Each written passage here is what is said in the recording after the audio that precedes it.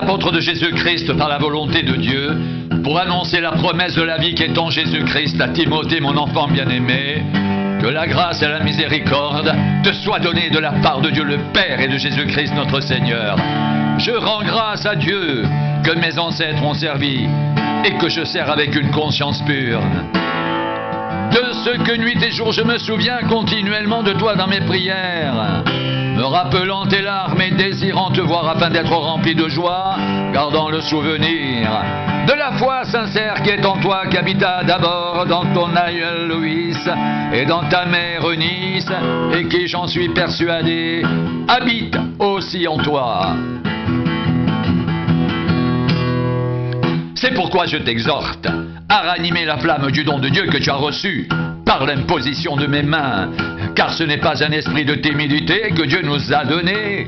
Au contraire, son esprit nous remplit de force, d'amour et de sagesse. N'aie donc point honte du témoignage à rendre à notre Seigneur, ni de moi son prisonnier.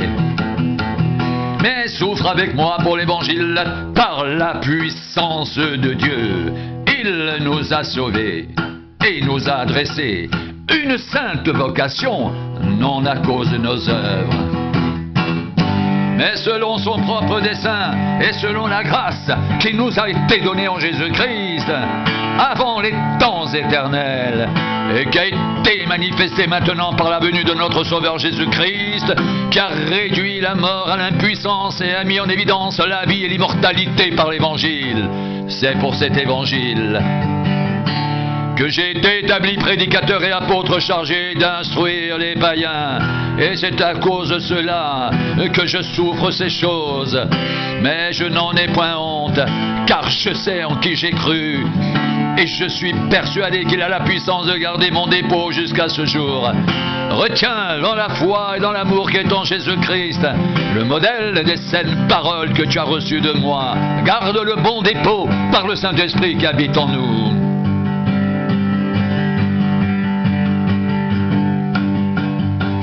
Toi donc, mon enfant, fortifie-toi dans la grâce qui est en Jésus-Christ. Et ce que tu as entendu de moi en présence de nombreux témoins, confie-le à des hommes fidèles qui soient capables de l'enseigner aussi à d'autres. Souffre avec moi comme un bon soldat de Jésus-Christ. Il n'est pas de soldat qui s'embarrasse des affaires de la vie s'il veut plaire à celui qui l'a enrôlé. Et l'athlète n'est pas couronné s'il n'a pas combattu suivant les règles. Le laborateur qui peine doit être le premier à recueillir les fruits. Comprends ce que je te dis, car le Seigneur te donnera de l'intelligence en toutes choses.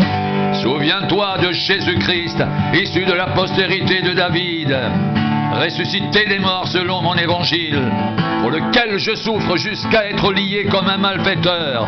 Mais la parole de Dieu n'est pas liée. C'est pourquoi je souffre tout à cause des élus, afin qu'eux aussi obtiennent le salut qui est en Jésus-Christ, avec la gloire éternelle. Cette parole est certaine. Si nous sommes morts avec lui, nous vivrons aussi avec lui. Si nous persévérons, nous régnerons aussi avec lui. Si nous le renions, lui aussi nous reniera. Si nous sommes infidèles, il demeure fidèle, car il ne peut se renier lui-même. Rappelle ces choses en conjurant devant Dieu qu'on évite les disputes de mots qui ne servent qu'à la ruine de ceux qui écoutent. Et force-toi de te présenter devant Dieu comme un homme éprouvé, un ouvrier qui n'a point à rougir, qui dispense droitement la parole de la vérité. Évite les discours vains et profanes, car ceux qui les tiennent avanceront toujours plus dans l'impiété, et leur parole rongera comme la gangrène.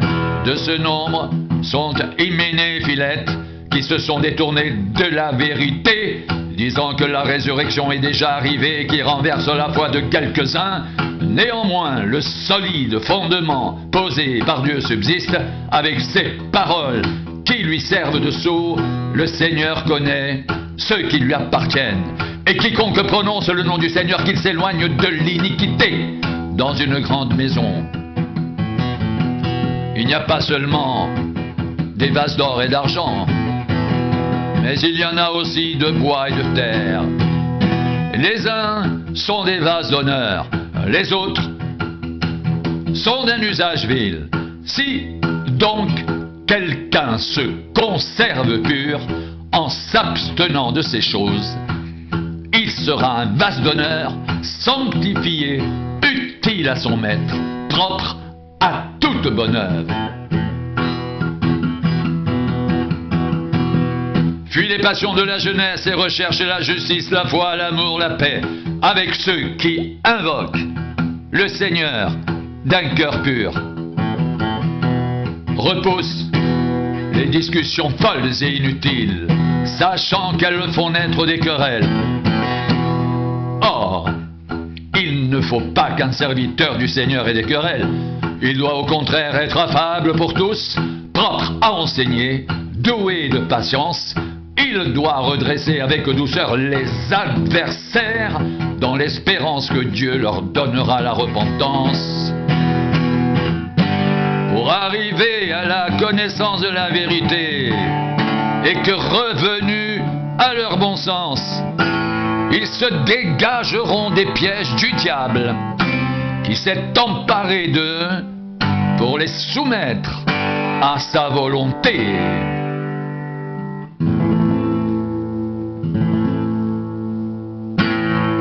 Sache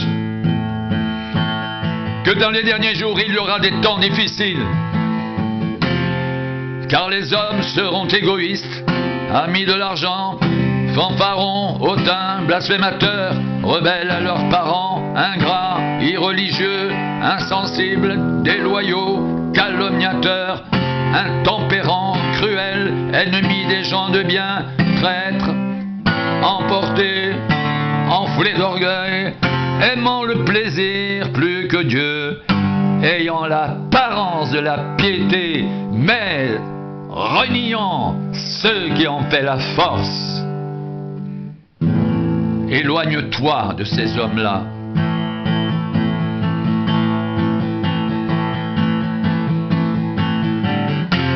Il en est parmi eux qui s'introduisent dans les maisons, qui captivent de faibles femmes chargées de péché, agitées par des passions de toute espèce, apprenant toujours et ne pouvant jamais arriver à la connaissance de la vérité. De même que Janès et Jambres s'opposèrent à Moïse, de même ces hommes s'opposent à la vérité, étant corrompus d'entendement, réprouvés en ce qui concerne la foi, mais ils ne feront pas de plus grands progrès, car leur folie sera manifeste pour tous, comme le fut celle de ces deux hommes. Pour toi, tu as suivi de près mon enseignement, ma conduite, mes projets, ma foi, ma douceur, mon amour, ma constance, mes persécutions, mes souffrances. À quelle souffrance n'ai-je pas été exposé? À Antioche, à Icône, à Lystre, quelle persécution n'ai-je pas supporté?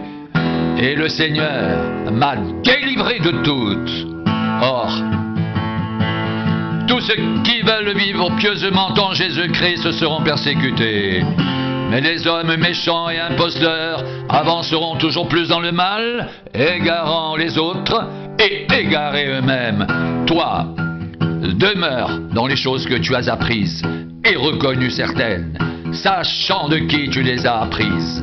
Dès ton enfance, tu connais les saintes écritures qui peuvent te rendre sage à salut par la foi en Jésus-Christ.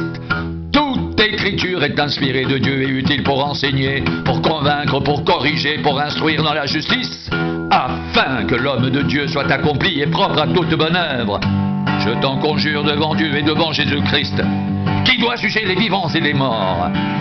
Et au nom de son avènement et de son royaume, prêche la parole, insiste en toute occasion favorable, où l'on reprend, censure, exhorte, avec toute douceur et en instruisant, car il viendra un temps où les hommes ne supporteront pas la saine doctrine, mais ayant la mangeaison d'entendre des choses agréables, ils se donneront une foule de docteurs selon leurs désirs, détourneront l'oreille de la vérité, se tourneront vers les fables, Mais toi, sois sobre en toutes choses, supporte les souffrances, fais l'œuvre d'un évangéliste, remplis bien ton ministère.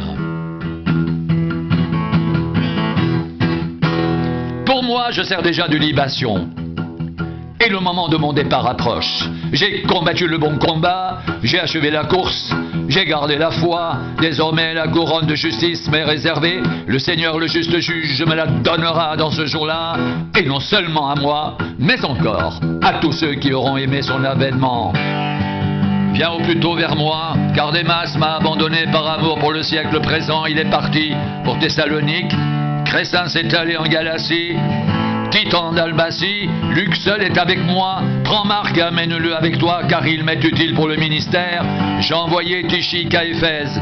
Quand tu viendras, apporte le manteau que j'ai laissé à Troas chez Carpus, et les livres, surtout les parchemins. Alexandre, le forgeron, m'a fait beaucoup de mal. Le Seigneur lui rendra selon ses œuvres. Garde-toi aussi de lui, car il s'est fortement opposé à nos paroles. Dans ma première défense, personne ne m'a assisté. Mais tous m'ont abandonné. Que cela ne leur soit point imputé. C'est le Seigneur qui m'a assisté et qui m'a fortifié, afin que la prédication soit accomplie par moi, et que tous les païens l'entendent, et j'ai été délivré de la gueule du lion. Le Seigneur me délivrera de toute œuvre mauvaise, et il me sauvera pour me faire entrer dans son royaume céleste. À lui soit la gloire, au siècle des siècles. Amen.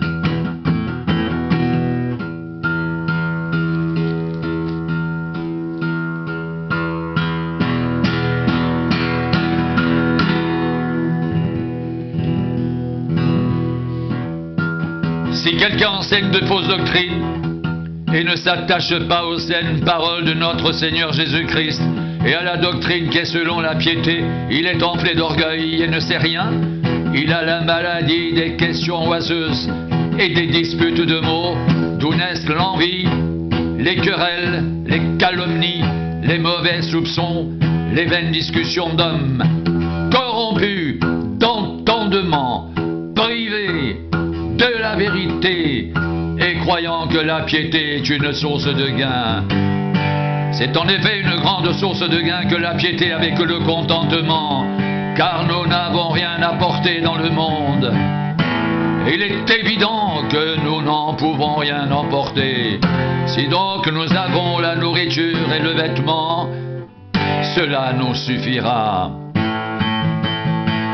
Mais ceux qui veulent s'enrichir tombent dans la tentation, dans le piège et dans beaucoup de désirs insensés et pernicieux, qui plongent les hommes dans la ruine et la perdition, car l'amour de l'argent est une racine de tous les maux, et quelques-uns, en étant possédés, se sont égarés loin de la foi et se sont jetés eux-mêmes dans bien des tourments.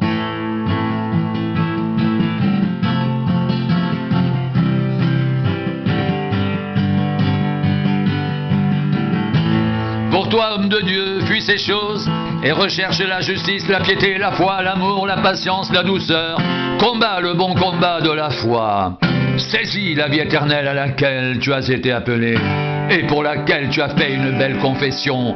En présence d'un grand nombre de témoins, je te recommande devant Dieu, qui donne la vie à toutes choses, et devant Jésus-Christ, qui fit une belle confession devant Pilate, de garder le commandement et de vivre sans tâche, sans reproche, jusqu'à l'apparition de notre Seigneur Jésus-Christ, que manifestera en son temps le bienheureux et seul souverain, le roi des rois et seigneur des seigneurs, qui seul possède l'immortalité, qui habite une lumière inaccessible, que nul homme n'a vue et ne peut voir, à qui appartiennent l'honneur et la puissance éternelle.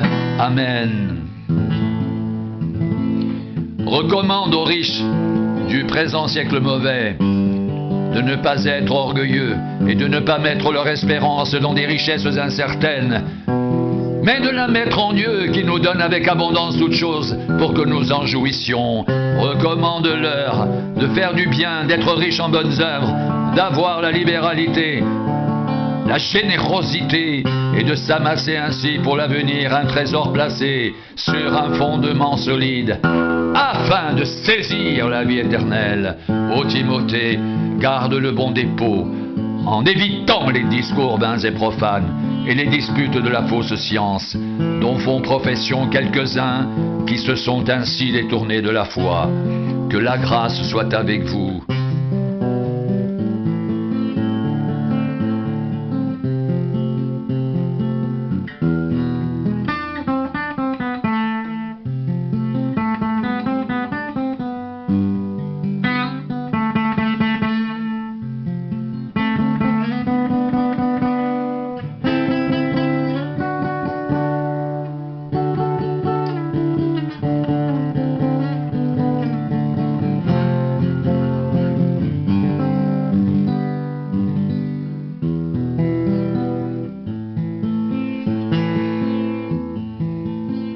Pour toi, homme de Dieu, fuis ces choses.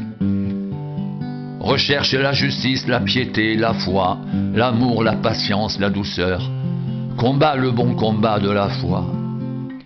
Saisis la vie éternelle à laquelle tu as été appelé et pour laquelle tu as fait une belle confession en présence d'un grand nombre de témoins. Je te recommande devant Dieu qui donne la vie à toutes choses et devant Jésus-Christ qui fit une belle confession devant Pilate, de garder le commandement et de vivre sans tâche, sans reproche jusqu'à l'apparition de notre Seigneur Jésus-Christ, que manifestera en son temps le bienheureux et seul souverain, le roi des rois et le Seigneur des seigneurs, qui seul possède l'immortalité, qui habite une lumière inaccessible que nul homme n'a vue ni ne peut voir, à qui appartiennent l'honneur et la puissance éternelle. Amen.